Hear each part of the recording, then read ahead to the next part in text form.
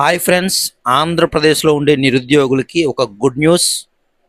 ఎవరెవరైతే ఆంధ్రప్రదేశ్లో జాబ్స్ కోసం ఈగర్గా వెయిట్ చేసి సిద్ధపడుతున్నారో అలాంటి వారికి ఏపీ గవర్నమెంట్ ఒక గుడ్ న్యూస్ చెప్పింది.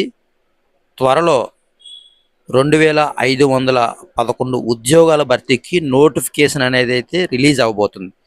ఇంతకీ ఎందులో ఆ ఉద్యోగాలు అంటే ఏపీ ఈపీడీసీఎల్, ఏపీ విద్యుత్ సంస్థలో, అంటే విద్యుత్ సంస్థలో ఉద్యోగాల భర్తీకి మరి మన సీఎం గారు చంద్రబాబు నాయుడు గారు ఆమోదం తెలిపారు. మొత్తం 1711 జూనియర్ లైన్మెన్స్, అలాగే 800 ఏఈఈ పోస్టులను భర్తీ చేస్తామని చెప్పారు.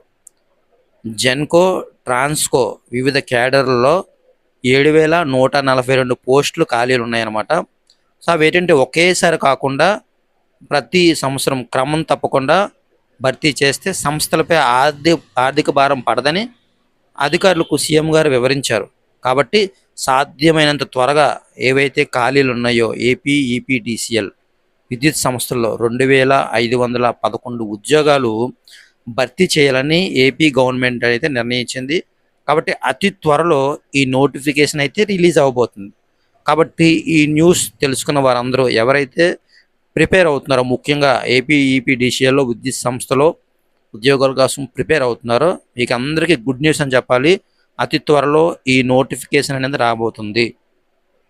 ఏపీ ఈపీడీసీఎల్లో ఖాళీలున్న 2511 ఉద్యోగాలకి నోటిఫికేషన్ రాబోతుంది. కాబట్టి ప్రిపేర్ అవుతున్న వారందరికి కూడా గుడ్ న్యూస్. సో మీరందరూ కూడా ప్రిపేర్ అవ్వండి, ఓకేనా? మరి మన ఛానల్ని